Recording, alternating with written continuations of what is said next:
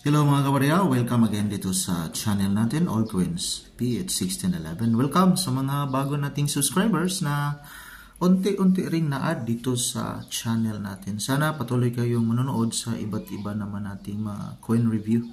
At saka sometimes may mga video tayo na hindi po related sa coin. So yun po yung panahon na may biyahe po tayo. So talagang matagal po tayo minsan na hindi makapag-content ng mga barya kasi nasa biyahe po tayo. So at least may souvenir naman po tayo sa video sa mga lugar po na inialaw ng Panginoon na makapag-bakasyon po tayo. Now 50 centavo. So 50 centavo 1972. Luma na itong baryang ito, so mas matanda pa ito po sa akin. So kaya hindi na good quality yung baryang ito. Now ito yung titina natin, pero yung good quality sa ganitong klaseng barya, yun yung bibigyan natin ng update. Diretso na tayo. So dito tayo kay ucoin.net. So may source tayo dito kay ucoin.net. 1972.74 US dollar.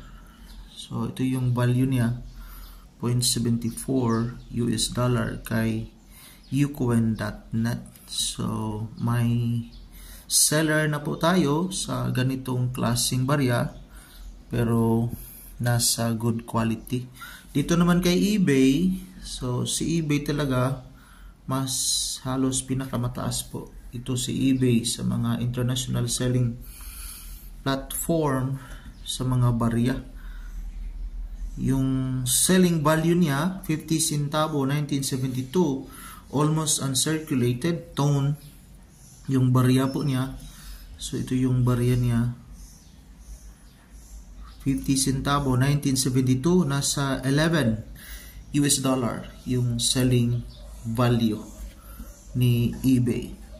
While dito naman kay in.numista.com 1972, dalawang klase na 1972, ito lang yun yung may value appraisal ni in.numista.com. Dito sa Nabon 2 Denver Mint at saka yung Plain 2, so ito yung very good, nasa 13 pesos. Yung pinakamataas niya is yung uncirculated 48, nasa 37% yung kanyang frequency.